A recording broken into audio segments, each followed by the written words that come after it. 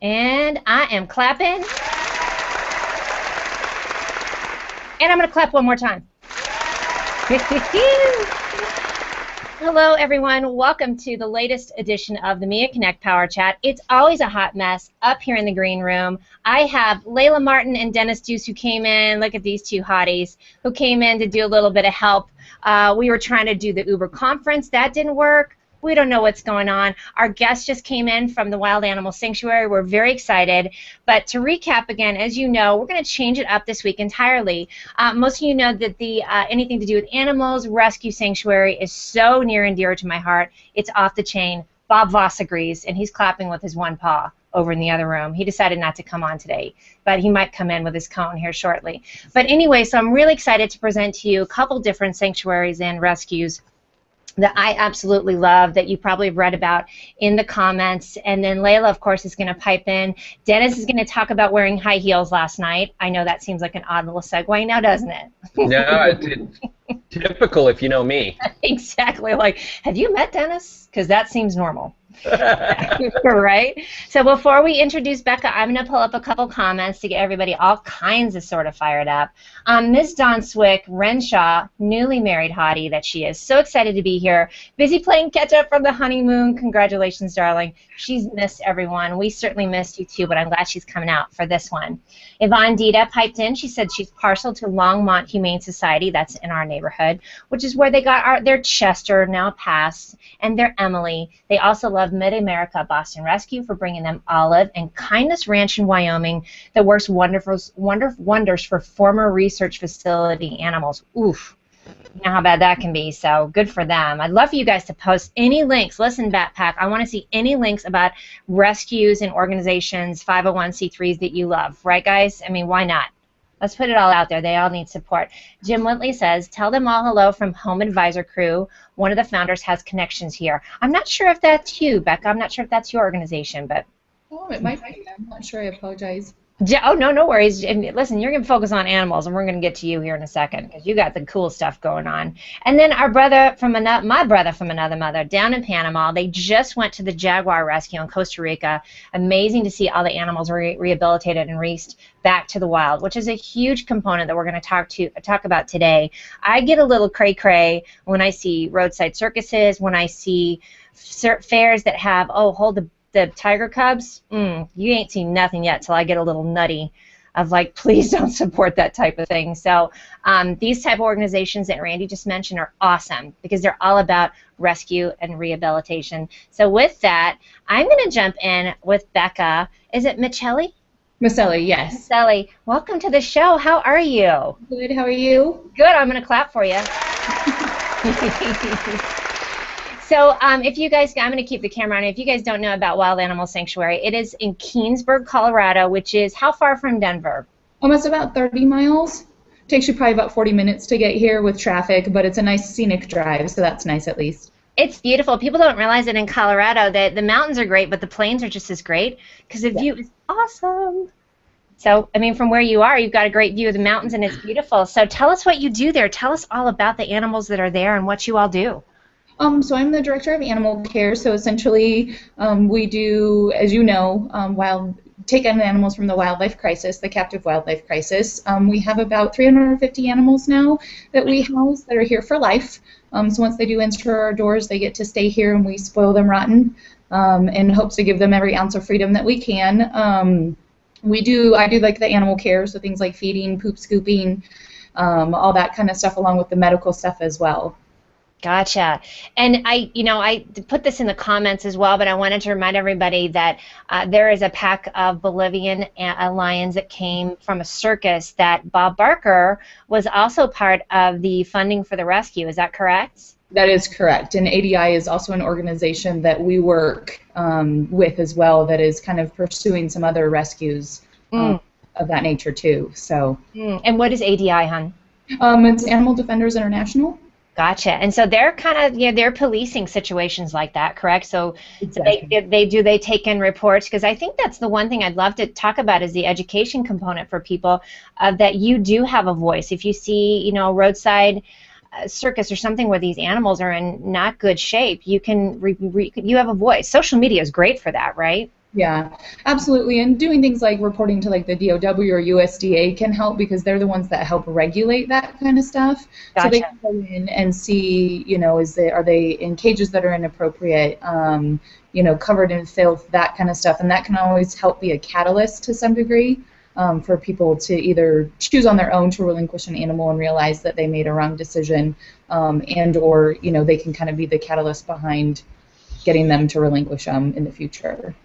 That's a really tough one. I've saw it a lot. There's a tiger rescue down in Florida. There's actually two that I love. The Elephant Sanctuary, of course, they were going to come on, and let's give them a shout out. They're in Tennessee, and they had a bunch of students that were helping them, so they didn't have time to come on because they were, of course, taking care of the animals. So I appreciate even the time that you have because what you do is so important. But I do love that education piece of, a lot of these animals, they come from like drug dealers and people who just don't know that you really shouldn't be keeping an exotic animal as a pet. Unfortunately, I think a lot of people don't recognize what they're taking from the animal too. Like, they think, oh, I can keep it as a pet and it's going to be fine. But, if you look at the logistics of what a tiger needs and how much space and their social dynamics, people can't give that to them.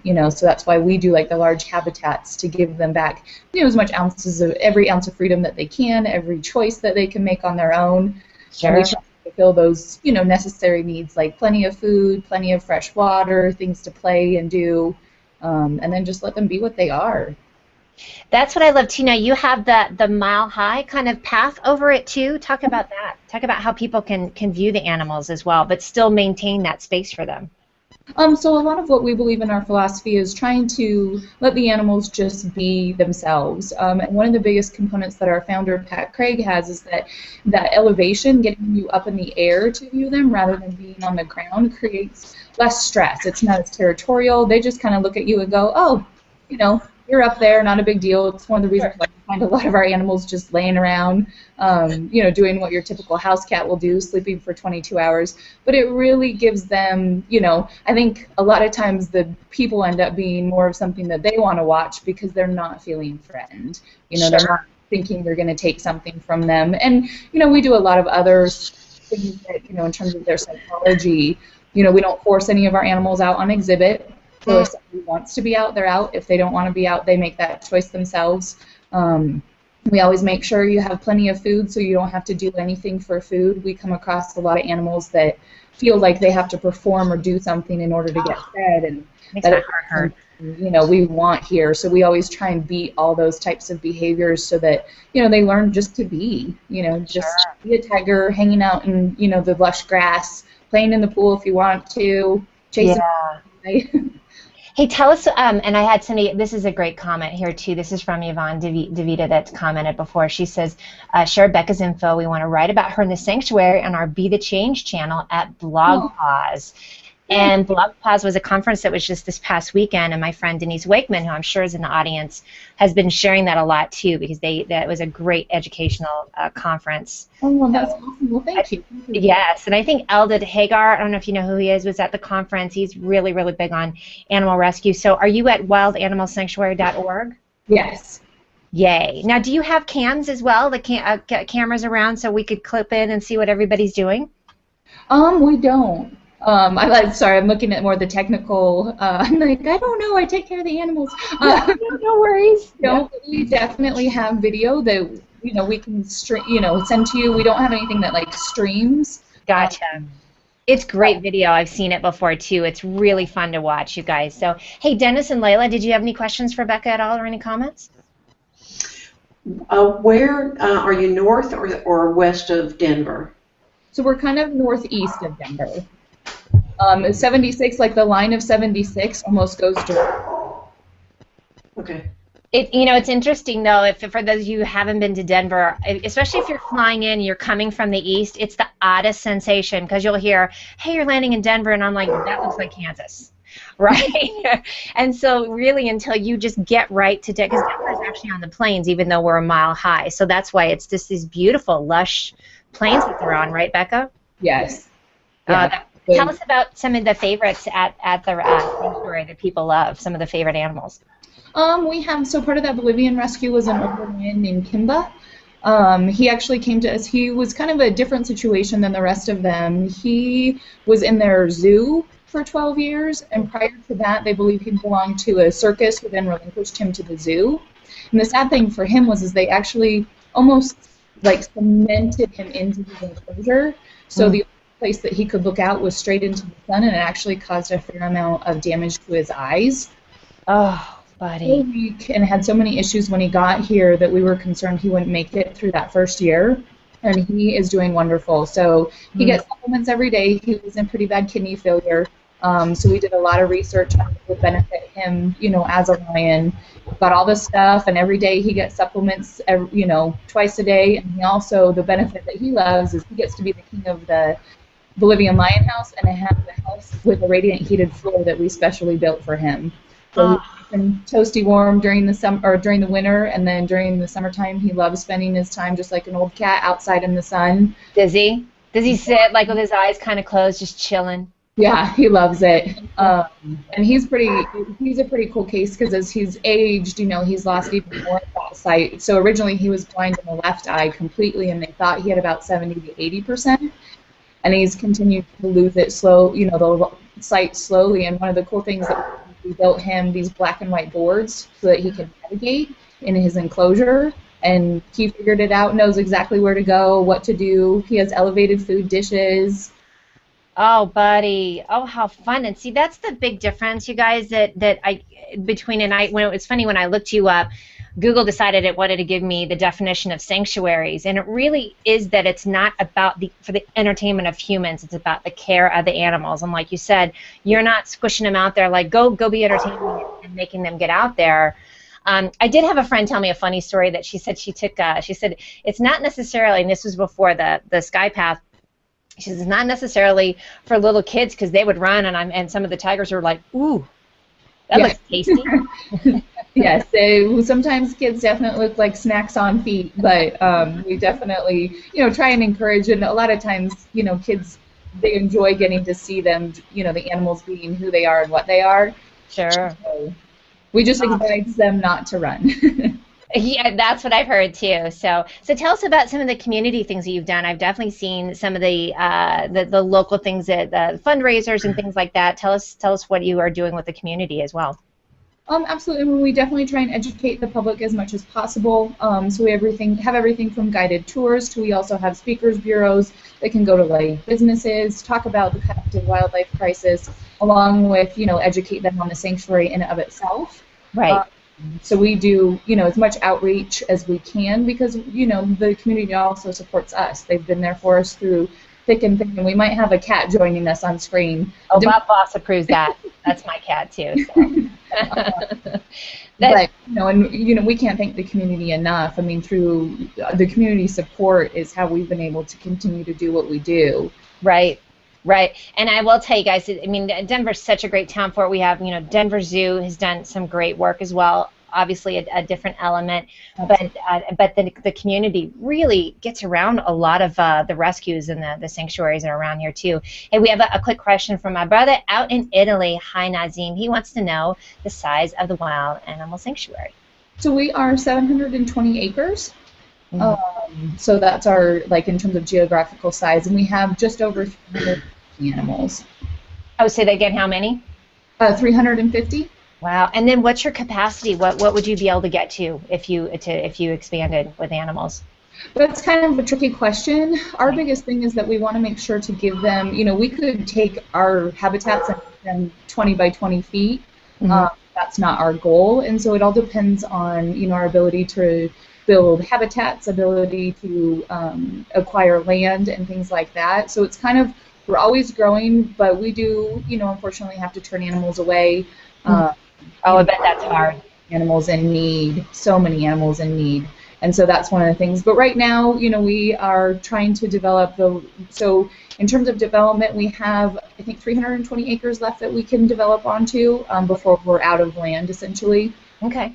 And with that, the great thing about where their location is that you really, and you would just have to buy more land around you. Is that correct? Is that possible? Absolutely, yep. And it's definitely there. Of course, funding is a big thing for that because land is by no means an inexpensive acquisition. But we want to give them those 20-acre habitats and give them that space to run around on. It's so important. And then what kind of volunteer opportunities do you have?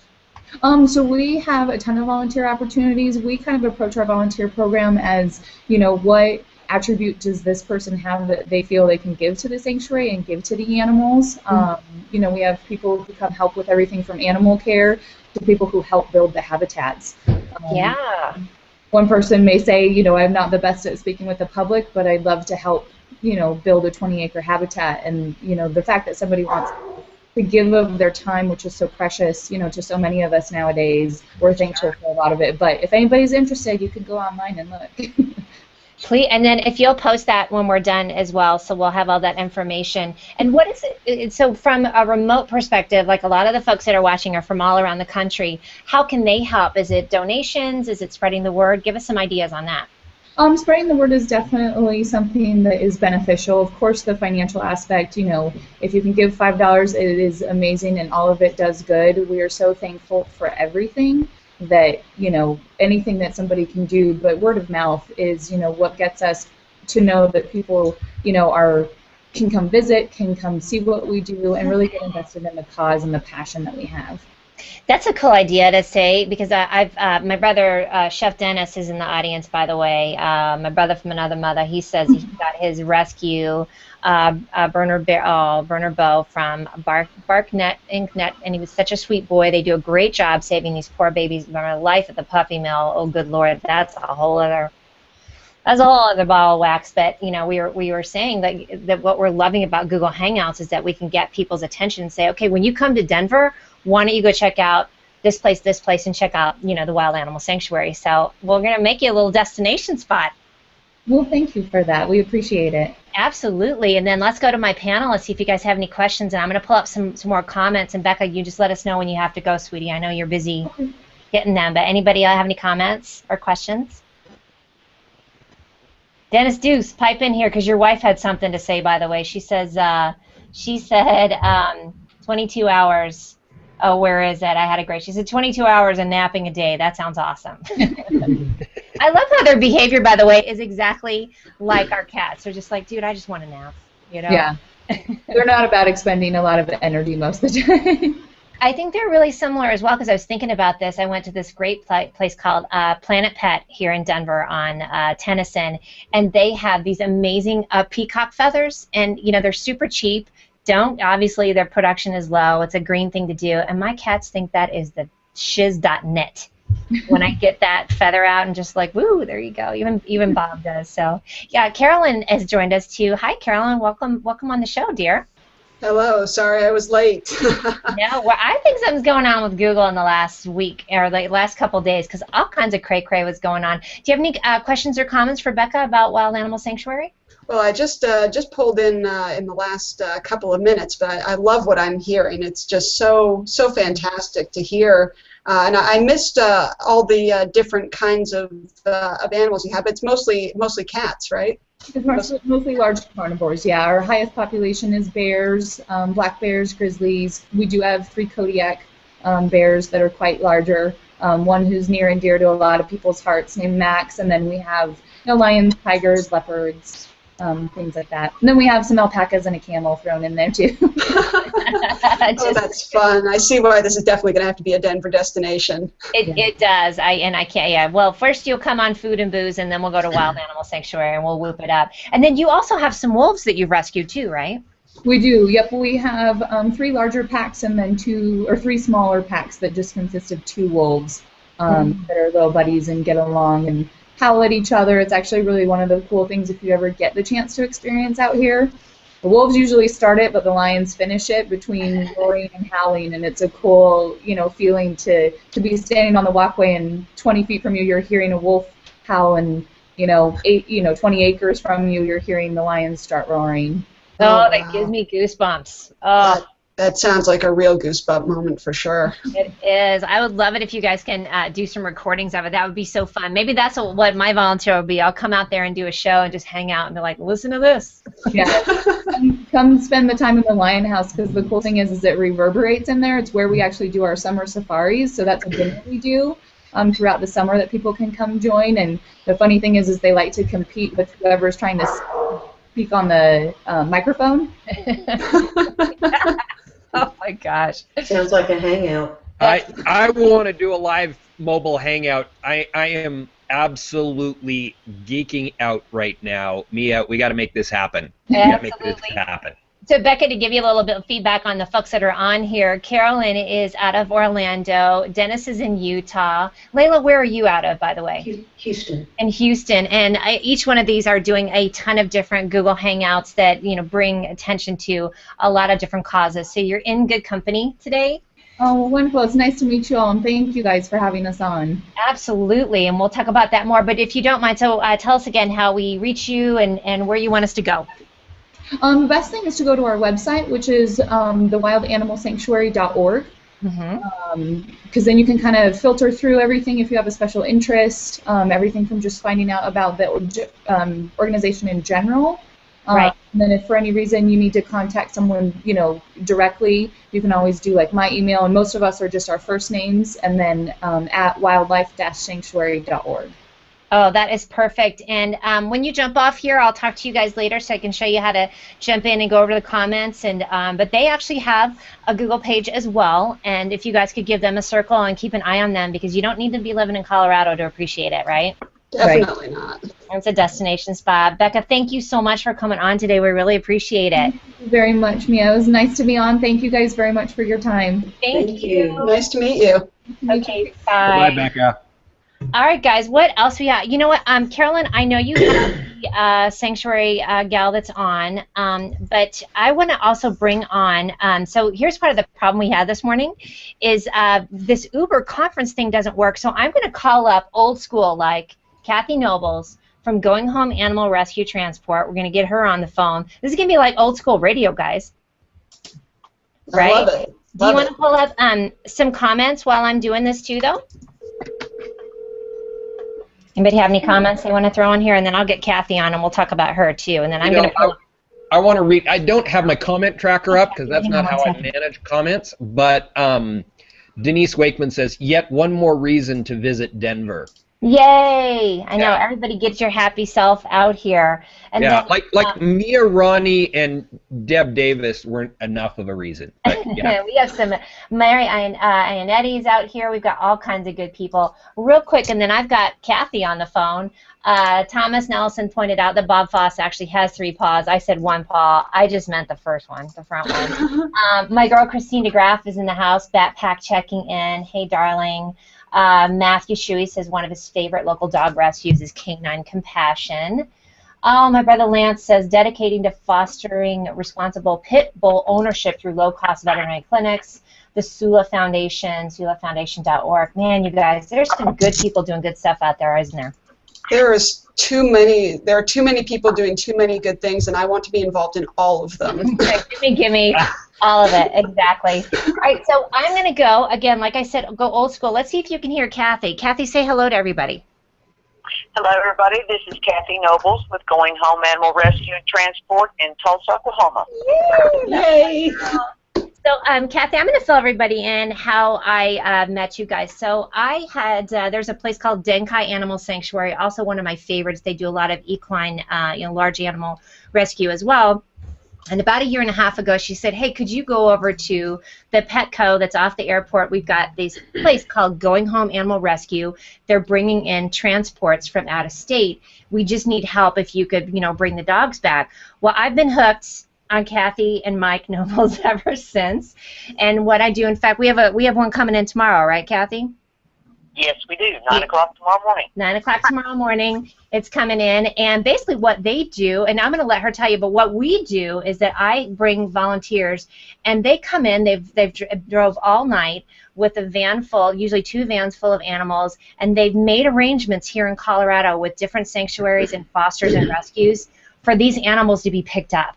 So the beautiful thing about this, and I'm going to share some pictures with you, is they show up, and there's usually people just lined up waiting for this animal to get off the transport, crying, like I'm going to get teared up, They get so excited. So what we basically do is we get them off the transport, we let them go potty, and we love up on them. And then Going Home Animal Rescue has made all these arrangements. So Kathy, tell us more about what you guys do, and I'm going to pull up some pictures while you talk. Okay. Well, the seed of Going Home was probably planted after the aftermath of Katrina. My husband and I went down there and volunteered with Best Friends out of Utah for a couple of weeks. And during that period of time, lots of activity happened, but one thing that we did notice was all the transports coming in, the groups coming to pick up dogs and cats that were victims of Katrina. And when we returned to Tulsa, we volunteered with several different groups and did several transports with them, trying to save some animals. But we noticed that there was one particular area that was kind of being overlooked, and that was the rural areas.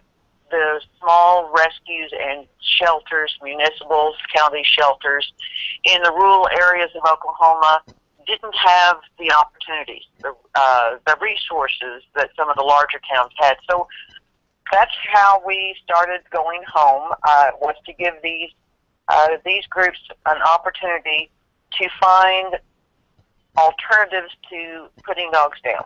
Oh, I love it. And Kathy, while you're talking, I pulled up, can you guys see these pictures okay? Mm-hmm. I've pulled up all the pictures that I know Vicki McKay, bless her, has taken of all the animals. I get to smooch up on every single one of these dogs tomorrow, people. Be jealous. Oh, I'm so jealous. Because I'm going to hit that. Oh, look at these babies. And this is what Going Home does. They literally find homes. These are dogs that are that went to Chicago last week. But that's when I'm pulling up, Kathy, are the photographs of the dogs. Yeah, we took a great group of dogs to Chicago. We had 2 full vans. Mm-hmm.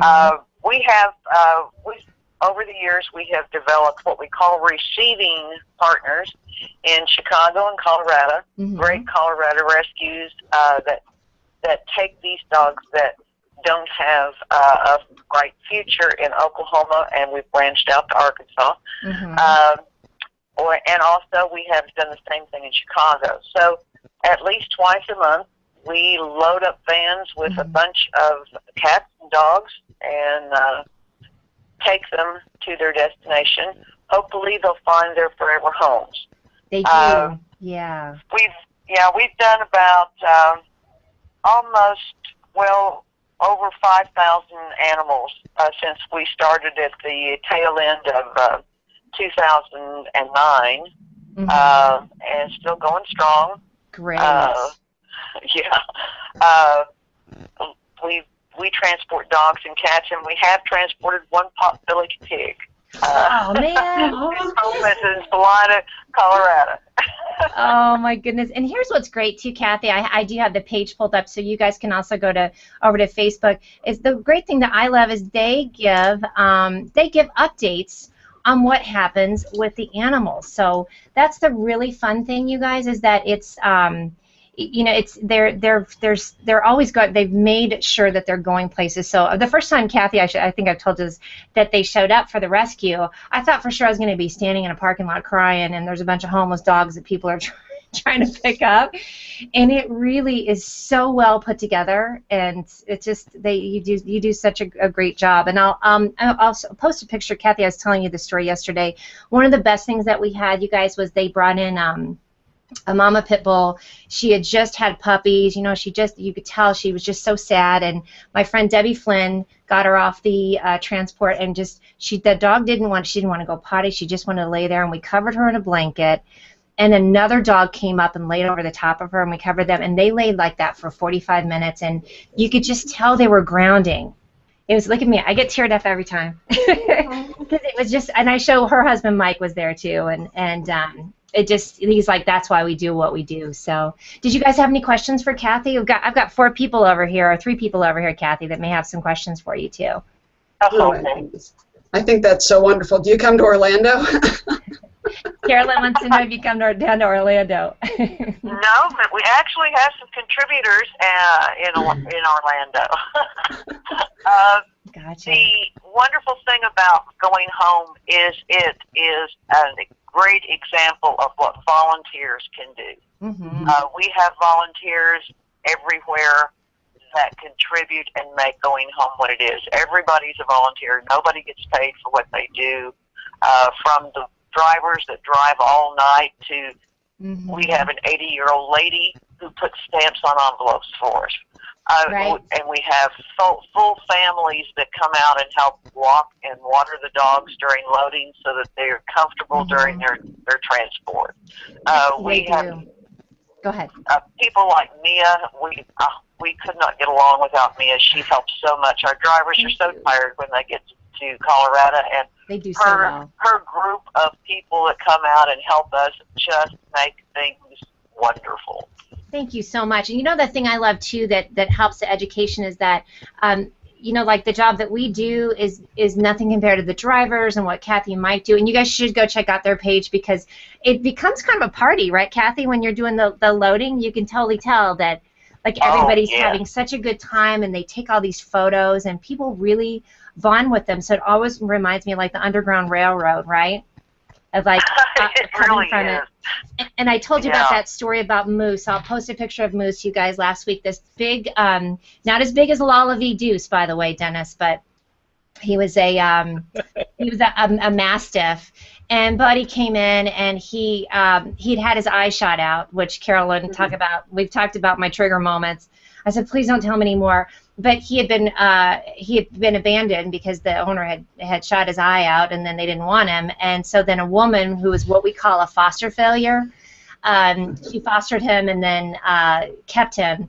But she got cancer, and then going home found a home for him. This family came down from Wyoming, you guys. 3 kids, and the mom and the dad, they are crying. They're so excited. They've got this huge farm that he's on, and that's where Moose is now. So I got to love up on him and then hand him off last week. That made my weekend. So what a beautiful thing! It really is. How long is the average trip that the dogs or that the pets go on? Our average travel time is about 12 hours. That includes the stops that we make. We travel overnight because it's easier on the animals. That's their usual sleep cycle. And about every 2 hours we stop and check on all the dogs and offer water, walk the ones that need to be walked, change linens. Yes, it's messy business. It's a messy business, especially when we're carting a whole bunch of puppies. Yes. Oh, the puppy love's amazing. Yeah, we just it's about a 12-hour drive with the stops. Right, because Moose, I know, had been a stop too. So tell us, let's see, how can we find you? I'll post the Facebook link, and then what can people do across the country? Are you looking for? I know. Oh, I had a question here. Somebody wanted to know where you, Adam Music wanted to know where do you go in Chicago. He wants to know if that's an event he's looking for. So tell us where you are in Chicago. Okay, we have about 8 rescues in Chicago that take animals from us. Not all of them every time, but most of them some of the time. Gotcha. And we go to Anti-Cruelty downtown. We go to Paws of Chicago. We go to Naperville Area Humane Society. Great. We go to Animal Care League in Oak Park. And there are a couple that come to us, actually. They drive to Chicago to pick up dogs. There's one from Wisconsin, and there's one from Rockford, Illinois. And let's see, I'm forgetting. Felines and canines, which used to just be felines. They decided to add canines and ask us to bring them some dogs. And they do a great job, especially with the larger dogs. Right, which need a lot too. I think people really misunderstand. I've got somebody on the panel here, Kathy, that has the largest Great Dane I've ever seen in my life, named Lullaby. We have a Great Dane puppy that's going tonight. Ooh. I'm going to post pictures tomorrow. Is about five months old and weighs 50 pounds already. Oh, bless him. Oh, I can't wait to get my hands on him too. So how we'll definitely post pictures of that on the event here too. So we can go to your Facebook page and I'll post that, and then to your website as well. And is that the best way for people to find out how they can go to what areas you're going to be in, Kathy? Yes, it is. We have a super volunteer. Vicki McKay is our Facebook manager, and she tells the story of every transport, where we're going, when we're going, who we're taking. She does such a wonderful job, and then she follows up and tells, okay, this one got a home here, and this one went to that home there, and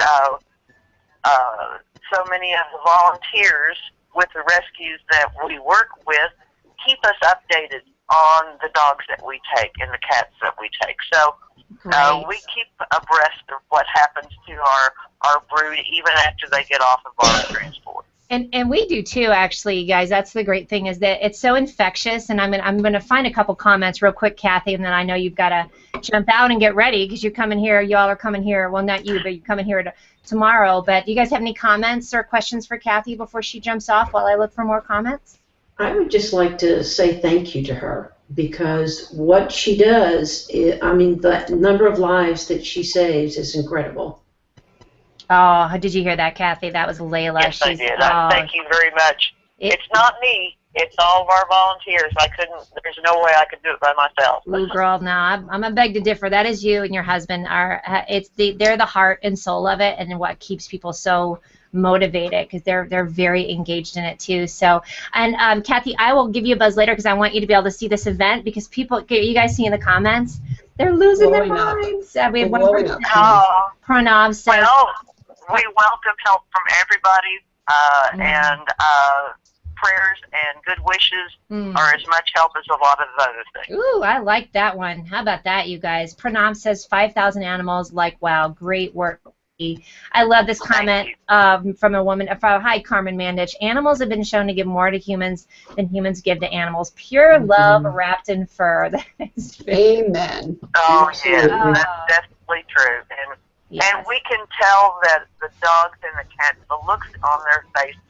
You can. Look at, I'm getting teary-eyed. Pure gratitude, and they know that the volunteers have saved them. They do, and this is what I want to encourage. And Kathy and I've talked a lot about it. Like, it doesn't. If you can't adopt, then foster. If you can't foster, then volunteer. If you can't volunteer, donate. If you don't have that, then go look through, it's springtime, you guys, go look through your closets, get all your old towels and your blankets, find a shelter near you, call them and see what they need, see if they need pickup somewhere. There's so many different things you can do, you guys. It's not just one-dimensional. And that's me on my soapbox. How do you like me now? Okay. Thank you all very much. Thank you, Kathy. Go get ready for tonight's trip. Yes, ma'am, and I'll be there tomorrow morning. All right, we'll see you, man. Okay, thank you.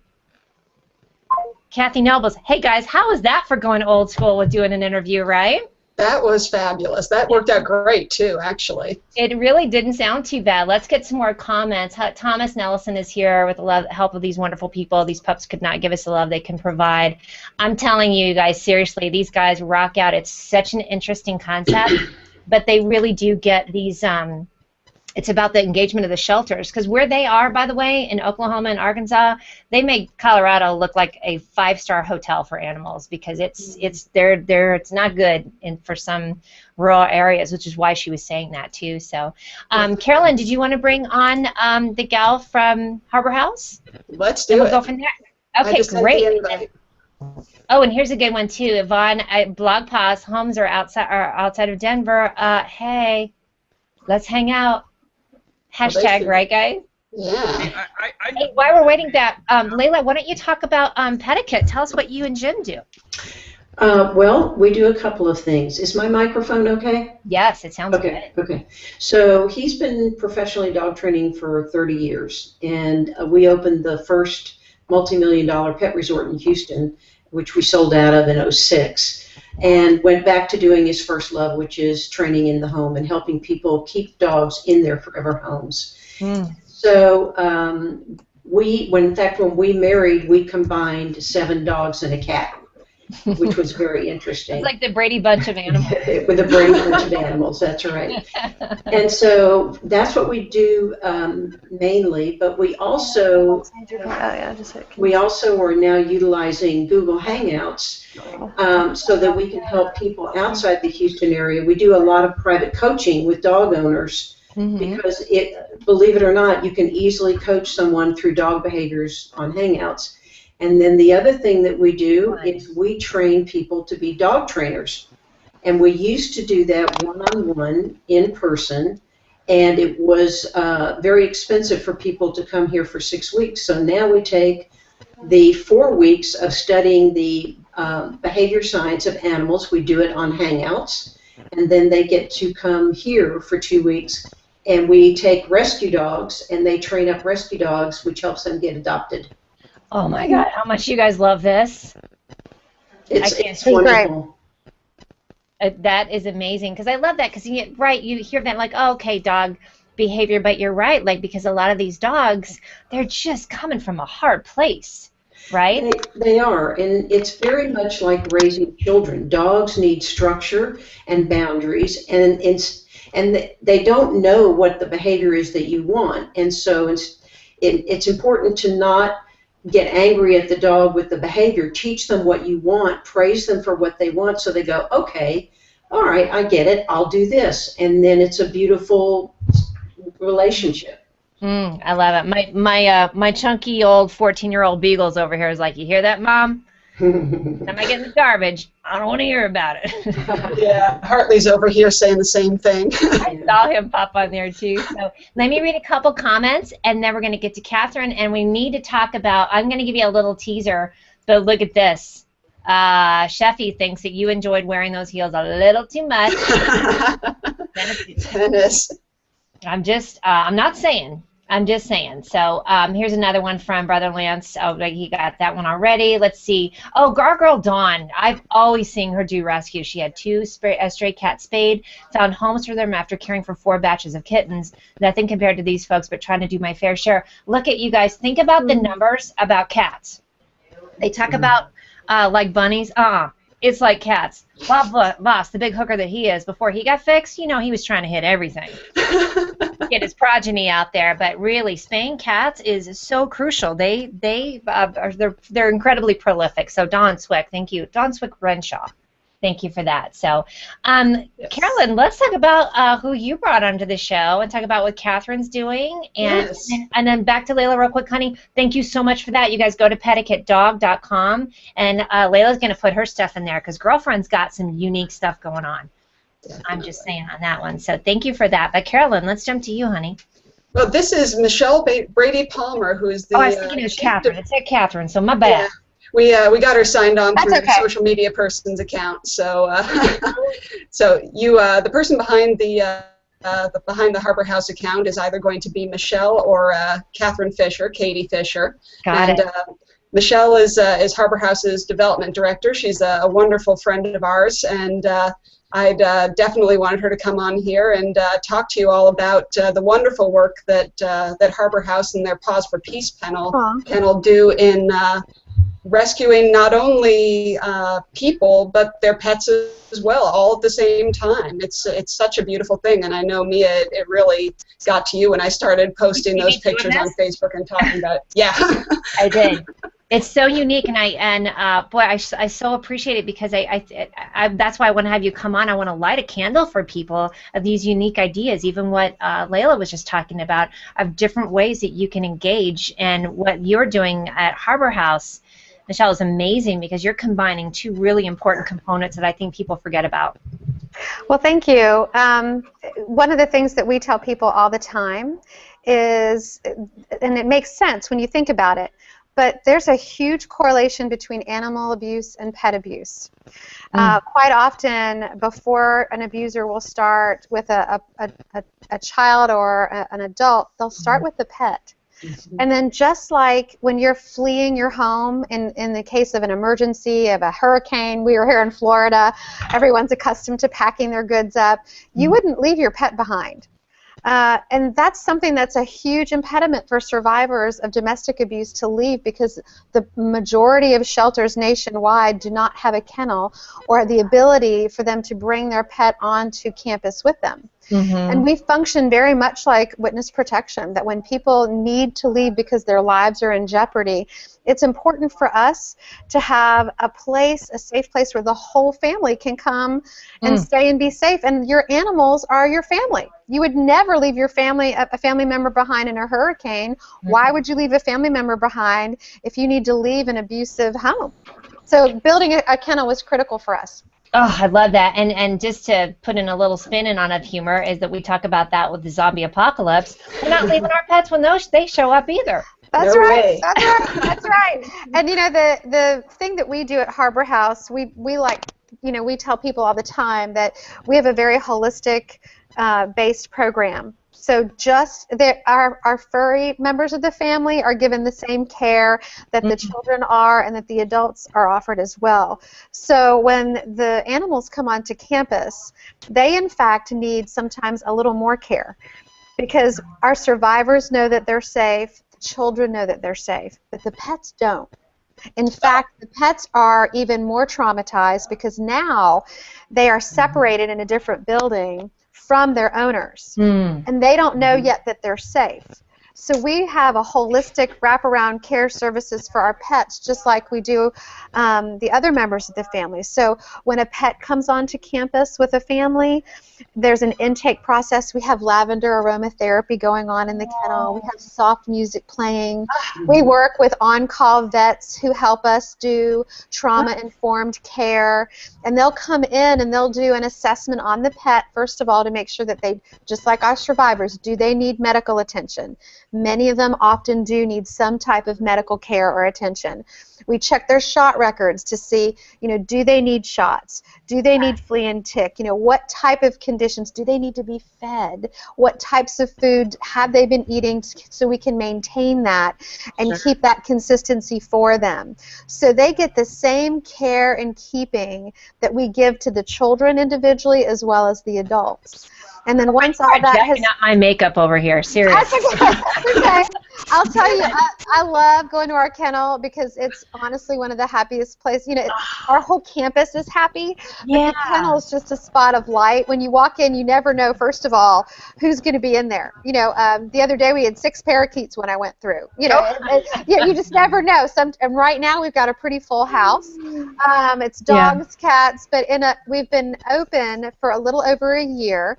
We built the kennel in December of 2012, and in that time, we've housed over 70 pets, but it was 49 dogs, 15 cats, and it was then this menagerie of a turtle, a fish, 6 parakeets, and a guinea pig. You know, like the whole family gets to come. Sure. Oh my gosh, you guys love this. Seriously, look at this. Like, I was like, oh. I know it gets me every time. I've been out and seen the kennel, and it's so wonderful between the aromatherapy and the music environment. And one of the things that I love the most, that I always call out, is that in addition to just having the safe space, the kennel part, there's a mini dog park out back where you can take your dogs to run around, and there's a cat porch with all kinds of perches and toys and things like that for cat owners to come and sit with their pets and be with their cats. Mia, you sit there and cuddle Bob. And, I would. Yeah, Bob, we're going on a trip. I love that. And you know what's interesting? And wait till you guys see the comments, because it's really starting to, this is really resonating. Look at this from Jim. I'm hearing the song, "There Are Angels Among Us" right now. Oh, holla, right? That's so good. But you know what I'm loving too, Catherine? I was looking at your information. I can see there's also an education component to this, because like you were just saying, that there are people that don't get, and poor Carolyn, I had to give her my trigger stop the other day because she started to tell me a story, and I go, oh honey, we gotta, whatever you're going to tell me. I said, trigger alert. I said, I may work in this, but I'm so sensitive to it because I'm aware of a lot of it. But I think a lot of people, I love the education component of that how some of the abusers start. I think that's something that's so common that it you know, they're the most helpless, the ones who can't speak for themselves unless they're going to bark and meow, right? But the education component, and I saw you're doing that a lot with compassion education for kids as well, which I think is so crucial. Right? Like you're training them to get compassion. But I love that it's that letting people know that they are empowered, that they can take action, and teach them. So, and this I love too, guys. A lot of what we're all doing is very reactive, right? I love the idea that we can take action to prevent this kind of thing so that we're less reactive and proactive, and it doesn't always have to be about this, you know, rescue kind of thing, but we're creating a whole new generation, right? I love it. So tell us what people can do from across the country. If you had your wish list, what can we do? Do you want us to subscribe? Do you want us to obviously donate? But you know, what can we do? That's a great question. The first thing that we always want people to know is that they can get help. We have it's an app, a free app that you can download from either the Apple iTunes Store or via Android called R3. And that's where our heart is, that people know that. And it's the only one of its kind in the nation where you can go in and do an assessment for you, or you can do it with a friend. And it's got a geographic search indicator in there, so you can put in your zip code, and it will then upload to you and show you the nearest shelters that are available to you. And it will also indicate how to contact them and find out if that facility has a kennel. And tell you then where the one that is nearest those services, you know, has a kennel. Gotcha. So our heart, first and foremost, is that people get help. Secondly, though, for the kennel, that we really are creating awareness and education that there's a huge correlation between the two. You know, 60% of survivors delay leaving because they can't find a place that has a kennel. And 88% of them nationally reported that their abusers harmed their pets as well as them. So it's a huge piece and an impediment to people leaving. So we, as a society, we want to be educated, and we want to know how to recognize what's happening, because if you see someone harming a pet, you know, chances are they're also harming that person on the inside of the house, just maybe not in front of you. That we can be a proactive bystander and reach out to help. So get educated, learn how to recognize what the signs are, how to appropriately respond, and then where to refer people to help. And then personally, at Harbor House, we of course always would welcome donations. We're very blessed that we have great sponsors that provide us with tangible in-kind donations for food and those kind of things, but monetary donations are really helping us right now with these emergency vet bills and paying for kind of the ongoing operations of our kennel so that we can keep it operating all year long. It costs about $35,000 a year to run the kennel, and we've been very blessed that we've been able to do that. Yes, and that is a perfect segue. And please post some links. I love this education component about how to react, how to react appropriately, how to recognize things. That's the biggest thing, because anybody who knows me knows I come out swinging. Greg, you guys like, honey, who are you going after now? I'm like, because I think speaking out is a huge deal. But this is a perfect segue, talking about having supporters who are helping raise money. Carolyn and Dennis, talk about what you guys are doing, because this was fantastic. This was directly related to Harbor House. Yes, absolutely, and I really appreciate you having both Michelle and Dennis and I on the show. And I know my good buddy Greg is in the audience, who's also a huge supporter of Harbor House and part of the Plus Your Charity team. Yes. And so we've been spinning this idea together to both get charities involved on Google Plus and talking about what they do in HOAs, and also to try to raise some money along the way. So on Wednesday night, Dennis walked a mile in high heels. Those are the shoes. That's it. Let me see. Hold on a second. Oh, I did notice that fancy little strap. That strap. Are those stilettos? Although they are. Oh, he's muted. But I'll tell you, Greg is still insisting that that his were much more painful. I believe it, although Kirk Sherrod's definitely gave him a run for his money. I didn't get the finish, so Kirk got his shoe on too? Yes, he did. Oh, yes, hell yeah, he did. Let's see, Dennis. That was Kirk. Where You're the heel. Oh, Kirk acts like it's a big issue for him to do something that he thinks everybody's daring him to do. You know, he's down for anything. Oh, Kirk is, yeah, I mean, he'll sell his soul for anything that makes you laugh. Oh, that's why I can't wait to get out there, because we'll make that a little announcement here shortly also, Dennis, because I'm going to get involved in it too. But well, because it ties all in with this. Mm-hmm. Yes, and here's the thing, Mia. During Wednesday night's show, while Dennis was walking his mile, we raised $250 for Harbor House in real time. Yay. That was enough money. That's enough money to Peace Kennel for a full 6-week stay. Mm-hmm. And our goal is to raise 500, so that's enough for 2. I'm going to go A to the men, to the bark, to the meow. Hello. That's amazing. And this was just on a 50-minute hangout. Is that right? Yeah. Yeah. Yeah. Now, then again, somebody's going to need to get some acupuncture on their feet, I'm sure. Kirk might need our world, guys.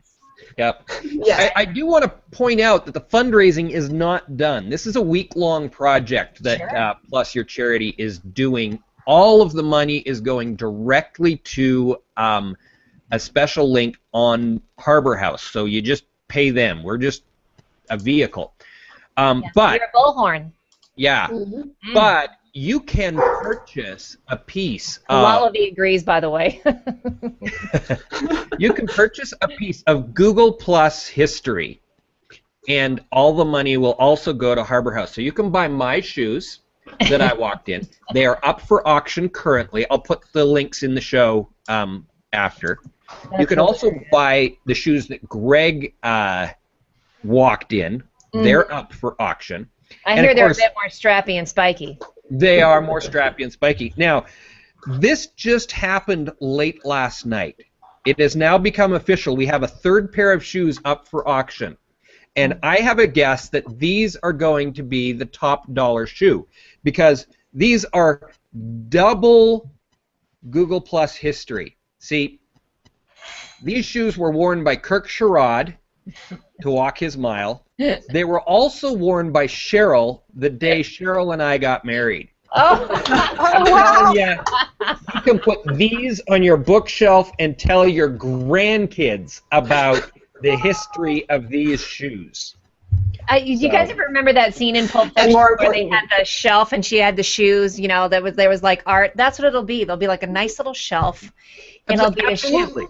Now I'm going to throw down a gauntlet here, so we're going to make a quick announcement because I also want to talk about the Plus Your Charity. But Greg and I are going to be. We're making plans. Greg Boysaw and I, not Greg Trujillo, because it sounded weird there for a second.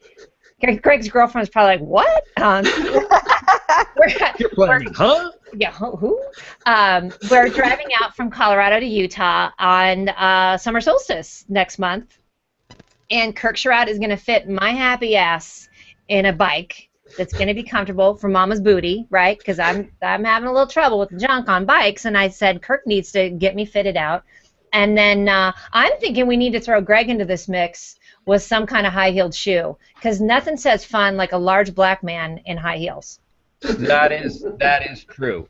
That is true. That's going to be more entertaining than Greg. I don't know. I'm going to throw it out there. Let's see if he picks up the gauntlet. What do you say? What do you think, Dennis? You know, we're up for anything. We're going to be using, and this was Mia's idea. She wanted to try and do something while she's out here.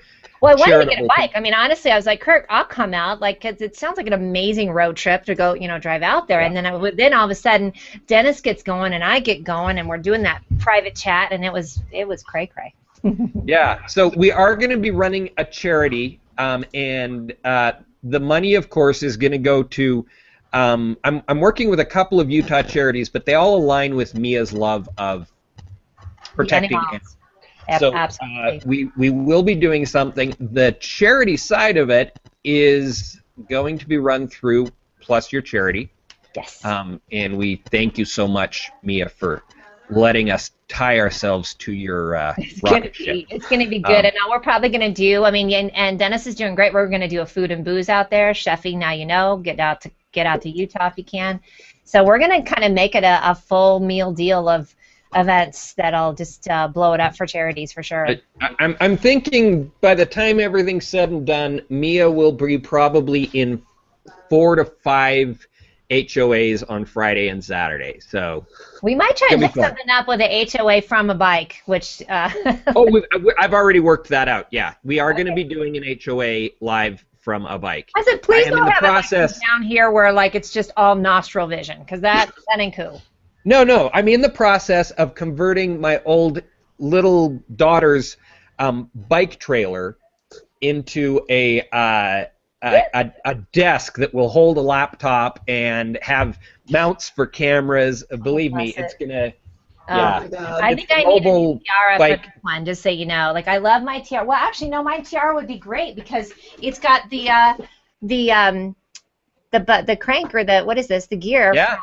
Yeah, there you go. From Kirk Those are Surratt, so so it's awesome. Woo, guys, I just realized it's 11:01. We need to wrap this up because I need to go over and watch Chefs, and we need to put some links up here. So, Dennis, we're going to crank it up. It's going to be awesome. I'm going to run through you guys. Let's do, I know Michelle hasn't heard it before, but you guys, what are you bat crap crazy about? Now's your time. You can really get your bat crap crazy on. Real quick, Carolyn, tell me your bat crap crazy. I bet I know it, but tell me Oh, anyway. today I'm bat crap crazy about Harbor House, like a lot of days.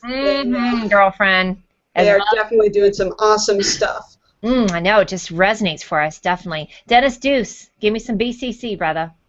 Well, I'm bat crap crazy about high heel shoes. And he's out loud and proud about this one, right? Thank you so much for doing that.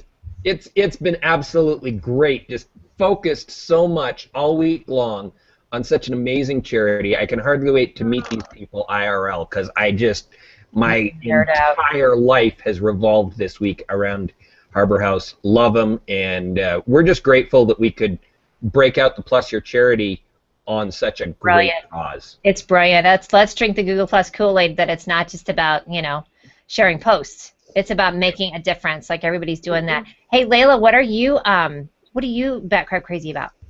I'm bat crap crazy about keeping dogs in their forever homes, teaching people how to allow their dogs to learn to live with them, so that all these dogs in foster and rescue groups can find homes and stay in them. Yep. Oh, that's such a what a great spin on it, honey. Thank you so much. And My Michelle, pleasure. Yes, absolutely. I know you're kind of new to this, but bat crap crazy is when you get to say something that you're just nuts about that you want to share. I would say that I am bat crap crazy about the fact of just creating social change and stopping the intergenerational cycle of violence. Amen. Oh. Well put. Woo! I know that. Thank you. Hold on. Let's get a hold, please. I think I need to get a clap for that. Who's got their clapper on? Let's just clap. Hey. Thank you. Christine always makes fun of me. She's like, we can't actually clap. What's wrong with you? And in closing, I am bat crap crazy about this potential.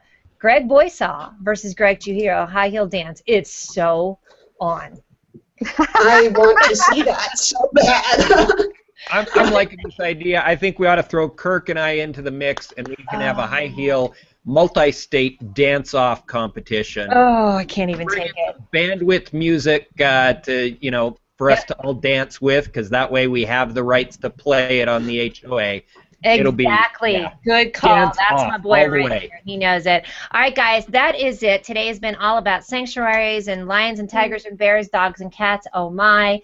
Definitely rescue. I'm Mia Voss. This is the Mia Connect Power Chat. Again, thank you to Layla Martin for coming out.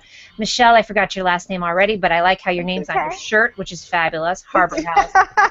Dennis and Deuce, my brother, doing such great work. Thank you so much. And Carolyn Capern. And then, of course, we had Going Home Animal Rescue and the Wild Animal Sanctuary. Dang, it was good. Right, guys? Mm-hmm. Oh, Thanks for having me. Thank you. Well done. Bye. Thanks, everyone. Bye. And I am clapping. And I'm going to clap one more time. Hello, everyone. Welcome to the latest edition of the Mia Connect Power Chat. It's always a hot mess up here in the green room. I have Layla Martin and Dennis Deuce who came in. Look at these two hotties who came in to do a little bit of help. We were trying to do the Uber conference. That didn't work. We don't know what's going on. Our guest just came in from the Wild Animal Sanctuary. We're very excited. But to recap again, as you know, we're going to change it up this week entirely. Most of you know that the anything to do with animals, rescue sanctuary is so near and dear to my heart. It's off the chain. Bob Voss agrees, and he's clapping with his one paw over in the other room. He decided not to come on today, but he might come in with his cone here shortly. But anyway, so I'm really excited to present to you a couple different sanctuaries and rescues that I absolutely love, that you probably have read about in the comments. And then Layla, of course, is going to pipe in. Dennis is going to talk about wearing high heels last night. I know that seems like an odd little segue now, doesn't it? No, it's typical if you know me. Exactly. Like, have you met Dennis? Because that seems normal. Right? So before we introduce Becca, I'm going to pull up a couple comments to get everybody all kinds of sort of fired up. Ms. Dawn Swick, Renshaw, newly married hottie that she is, so excited to be here. Busy playing catch up from the honeymoon. Congratulations, darling. She's missed everyone. We certainly missed you too, but I'm glad she's coming out for this one. Yvonne Dita piped in. She said she's partial to Longmont Humane Society, that's in our neighborhood, which is where they got their Chester, now passed, and their Emily. They also love Mid-America Boston Rescue for bringing them Olive, and Kindness Ranch in Wyoming that works wonders for former research facility animals. Oof. You know how bad that can be, so good for them. I'd love for you guys to post any links. Listen, Backpack, I want to see any links about rescues and organizations. Recognize what they're taking from the animal too. Like, you know, they think, oh, I can keep it as a pet and it's going to be fine. But, you know, if you look at the logistics of what a tiger needs and how much space and their social dynamics, you know, people can't give that to them, you know, so that's why we do like the large habitats to give them back, you know, as much ounces of every ounce of freedom that they can, every choice that they can make on their own. Sure. And we try to fulfill those, you know, necessary needs like plenty of food, plenty of fresh water, things to play and do, and then just let them be what they are. That's what I love, Tina. You have the Mile High kind of path over it too. Talk about that. Talk about how people can view the animals as well, but still maintain that space for them. So a lot of what we believe in our philosophy is trying to let the animals just be themselves. And one of the biggest components that our founder, Pat Craig, has is that elevation, getting you up in the air to view them rather than being on the ground, creates less stress. It's not as territorial. They just kind of look at you and go, oh, you know, you're up there, not a big deal. It's one of the reasons why you find a lot of our animals just laying around, you know, doing what your typical house cat will do, sleeping for 22 hours. But it really gives them, you know, I think a lot of times the people end up being more of something that they want to watch because they're not feeling threatened. You know, They're not thinking you're going to take something from them. And, you know, we do a lot of other things that, you know, in terms of their psychology, you know, we don't force any of our animals out on exhibit. So if somebody wants to be out, they're out. If they don't want to be out, they make that choice themselves.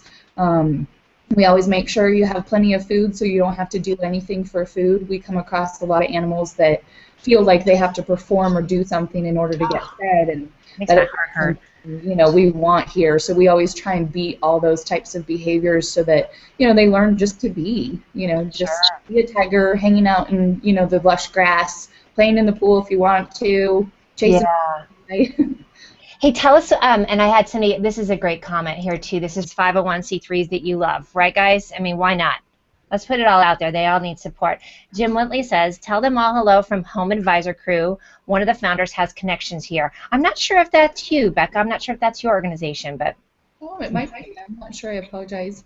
Oh, no worries. And listen, you're going to focus on animals, and we're going to get to you here in a second because you got the cool stuff going on. And then our brother from my brother from another mother down in Panama, they just went to the jaguar rescue in Costa Rica. Amazing to see all the animals rehabilitated and released back to the wild, which is a huge component that we're going to talk about today. I get a little cray-cray when I see roadside circuses, when I see fairs that have, hold the tiger cubs, you ain't seen nothing yet till I get a little nutty of like, please don't support that type of thing. So these type of organizations that Randy just mentioned are awesome because they're all about rescue and rehabilitation. So with that, I'm going to jump in with Becca. Is it Michelli? Michelli, yes. Michelli, welcome to the show. How are you? Good, how are you? Good, I'm going to clap for you. So if you guys, I'm going to keep the camera on. If you guys don't know about Wild Animal Sanctuary, it is in Keensburg, Colorado, which is how far from Denver? Almost about 30 miles. Takes you probably about 40 minutes to get here with traffic, but it's a nice scenic drive, so that's nice at least. It's beautiful. People don't realize it in Colorado that the mountains are great, but the plains are just as great because the view is awesome. So, I mean, from where you are, you've got a great view of the mountains, and it's beautiful. So tell us what you do there. Tell us all about the animals that are there and what you all do. So I'm the director of animal care, so essentially we do, as you know, take in animals from the wildlife crisis, the captive wildlife crisis. We have about 350 animals now that we house that are here for life. So once they do enter our doors, they get to stay here, and we spoil them rotten in hopes to give them every ounce of freedom that we can. I do like the from Yvonne DeVita that commented before. She says, share Becca's info. We want to write about her in the sanctuary on our Be the Change channel at Blog Pause. And Blog Pause was a conference that was just this past weekend, and my friend Denise Wakeman, who I'm sure is in the audience, has been sharing that a lot too, because that was a great educational conference. Oh, well, that's awesome. Well, thank you. Yes, and I think Eldad Hagar, I don't know if you know who he is, was at the conference. He's really, really big on animal rescue. So are you at wildanimalsanctuary.org? Yes. Yay. Now, do you have cams as well, the cameras around, so we could clip in and see what everybody's doing? We don't. Sorry, I'm looking at more the technical. I'm like, I don't know. I take care of the animals. No worries. No, we definitely have video that we can send to you. We don't have anything that like streams. Gotcha. It's great video. I've seen it before too. It's really fun to watch, you guys. So, hey, Dennis and Layla, did you have any questions for Becca at all, or any comments?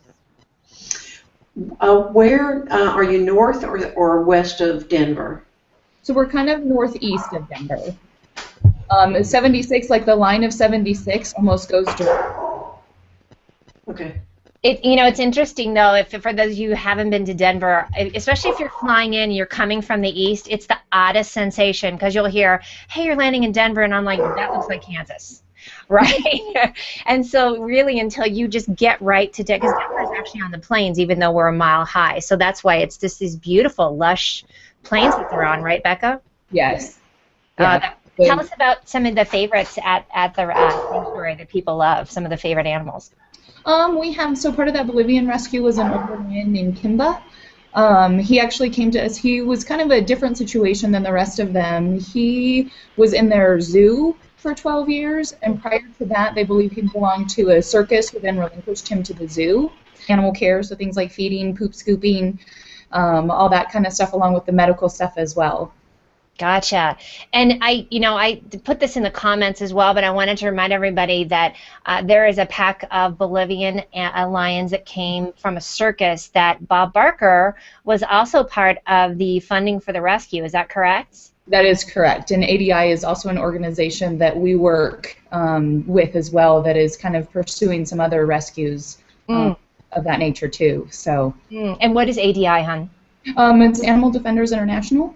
Gotcha. And so they're kind of, they're policing situations like that, correct? So, exactly. they take in reports? Because I think that's the one thing I'd love to talk about is the education component for people, that you do have a voice. If you see, a roadside circus or something where these animals are in not good shape, you can you have a voice. Social media is great for that, right? Yeah, absolutely. And doing things like reporting to like the DOW or USDA can help because they're the ones that help regulate that kind of stuff. Gotcha. So they can go in and see, are they in cages that are inappropriate, covered in filth, that kind of stuff. And that can always help be a catalyst to some degree for people to either choose on their own to relinquish an animal and realize that they made a wrong decision, and or, they can kind of be the catalyst behind getting them to relinquish them in the future. That's a really tough one. I've saw it a lot. There's a tiger rescue down in Florida. There's actually two that I love. The Elephant Sanctuary, of course, they were going to come on, and let's give them a shout out. They're in Tennessee, and they had a bunch of students that were helping them, so they didn't have time to come on because they were, of course, taking care of the animals. So I appreciate even the time that you have because what you do is so important. But I do love that education piece of, a lot of these animals, they come from like drug dealers and people who just don't know that you really shouldn't be keeping an exotic animal as a pet. Unfortunately, I think a lot of people don't